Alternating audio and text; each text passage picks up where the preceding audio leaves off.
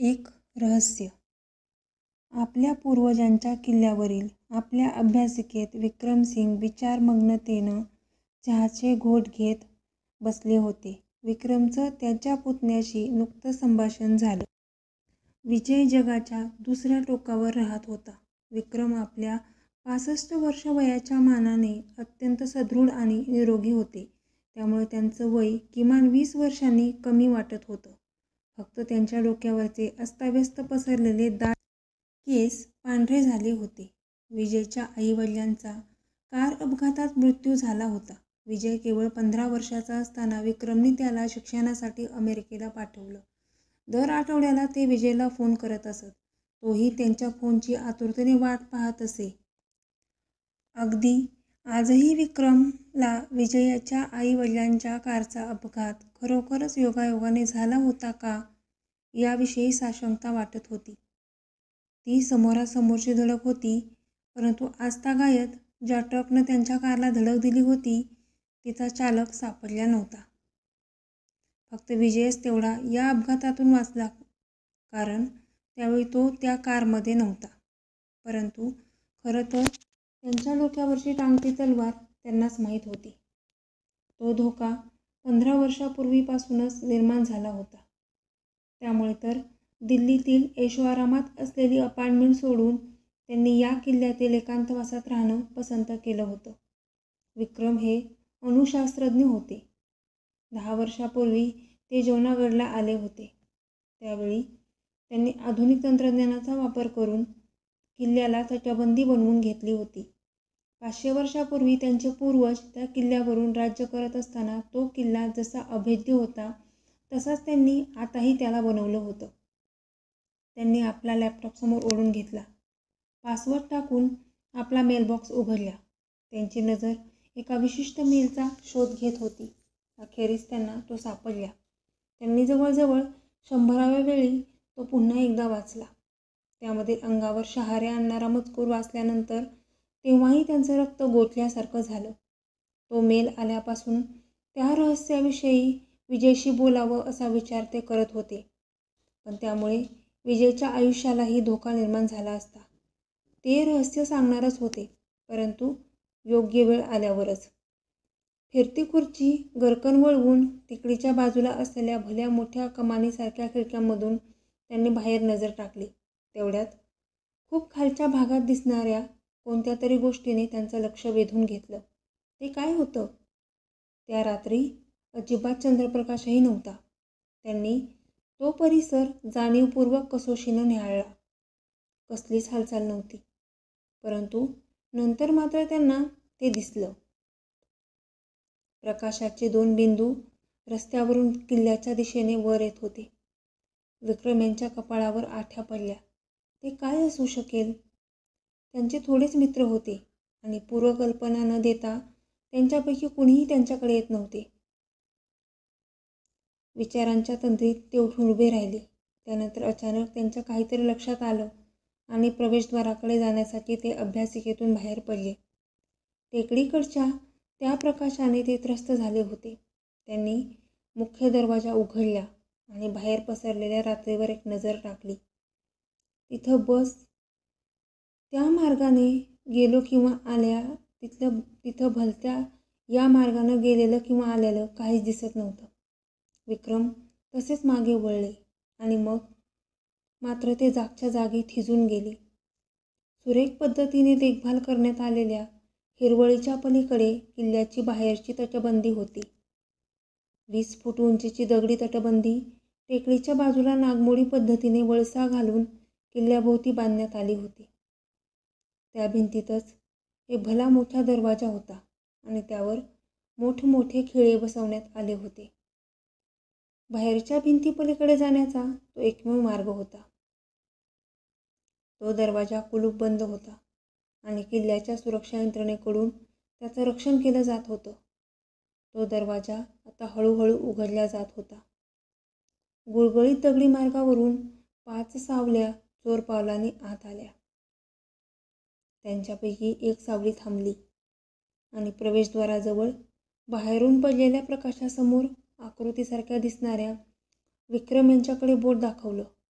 आपल्या अत्याधुनिक सुरक्षा यंत्रणेचा त्या घुसखोरांनी भेद केल्याचं विक्रम यांच्या लक्षात आलं. ते कसं घडलं होतं याविषयी आश्चर्य करत बसण्यास त्यांच्याकडे वेळ नव्हता. ते झटकन मागे वळले आणि त्यांनी घराचा दर्शनी दरवाजा बंद करून घेतला आणि तातडीने अलार्मचं बटन दाबलं. त्यावेळी त्यांच्या मनात एकच विचार चमकून गेला. ते त्यांच्यासाठीच आले होते. त्यांच्या वयाला न शोभणाऱ्या चपळाईने आणि गतीने ते हॉलजवळच्या मार्गातून सुसाट धावत दगडी जिन्यावरून वर गेले आणि आपल्या अभ्यासिकेत पोहोचले. त्यांच्या मनात विचारांची वावटळ उठली होती. त्या घुसखोरांना नेमकं काय हवं होतं हे त्यांना माहीत होतं. त्यांना हेही माहीत होतं की ज्या अर्थी त्यांनी इतक्या सहजतेने मुख्य प्रवेशद्वार उघडलं होतं त्यावरून किल्ल्याचा पुढील दरवाजा उघडणं हे त्यांच्यासाठी फारसं आव्हानात्मक काम नव्हतंच. त्यांच्या स्वयंपाक्याची त्या दिवशी सुट्टी होती. त्यामुळे तातडीने मदतीसाठी हाक मारावं असं तिथे कोणीच नव्हतं. परंतु त्यांना स्वतःची काळजी नव्हती. त्या घुसखोरांच्या हाती ते रहस्य पडू देण्याची त्यांची तयारी नव्हती. त्याचबरोबर आपल्यासोबतच त्या रहस्याचाही मृत्यू व्हावा, ते नष्ट व्हावं असंही ते करू शकत नव्हते. विक्रम झपाट्यानं अभ्यासिकेत शिरले आणि त्यांनी दरवाजा डबल लॉक केला. त्या हल्लेखोरांना ते रोखू शकत नव्हते याची त्यांना जाणीव होती. त्यांना ते गुपित पुढच्या पिढीकडे सुपूर्द करायचं होतं. त्यासाठी ते फक्त एकाच व्यक्तीवर विश्वास ठेवू शकत होते. ते डेस्कसमोर बसले तोपर्यंतच्या धावपळीमुळे त्यांचा श्वासोच्छ्वास जडावला गेला. संदेशातून आपला हेतू सफल झाला पाहिजे असं त्यांना वाटत होतं.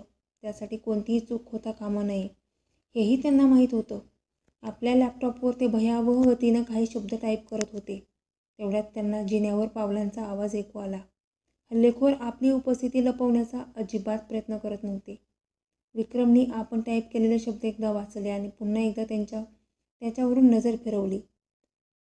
अचानक त्यांच्या अभ्यासिकेचा दरवाजा सताड उघडला गेला आणि एक प्रसन्न दिसणारा, नीटनेटकी दाढी केलेला आणि तीक्ष्ण नजरेचा माणूस आत आला. त्याच्या पाठोपाठ 3 तगडे दाढीवाले लोक आणि एक बुचका सडपातळ फिकट चेहऱ्याचा माणूस असे 4घे जण आत आले. त्या माणसाच्या हातात एक लोकरीची काळी जाडी भरडी पिशवी होती. तुम्हाला पुन्हा भेटून बरं वाटलं विक्रम. त्या गटाच्या त्या म्होरक्यानं विक्रमनाचे सौजन्यपूर्वक अभिवादन केलं. पण तुम्हाला मला पाहून बरं वाटलं असेल असं मला वाटत नाही. ती अनोळखी व्यक्ती त्यांच्या डेस्कसमोरच्या खुर्चीत बसली. तू येशील असं मला वाटलंच होतं फारूक, विक्रमनी म्हटलं. मग ते कुठे आहे? कदाचित तुम्ही माझ्याकडे देण्यासाठी ते तयारच ठेवलं असेल, तो म्हणाला. विक्रम काहीच बोलले नाहीत. त्यांचा उजवा हात लॅपटॉपच्या माऊसवरून फिरला आणि त्यांनी त्यावर क्लिक केलं. फारूकच्या नजरेतून त्यांची हालचाल सुटली नव्हती. तुम्ही ती किल्ली कुठे लपवली? फारूकनं पुन्हा एकदा आग्रहपूर्वक विचारलं. ते रहस्य नष्ट होऊन जाण्याजोगं तर नक्कीच नाही, बरोबर? विक्रमने एक दीर्घ श्वास घेतला. फारूक, माझ्याकडे ती किल्ली नाही आणि काहीही झालं तरी मला मारून तू ती शोधूही शकणार नाहीस. मला जिवंत ठेवणं तुला भागच आहे, ते म्हणाले.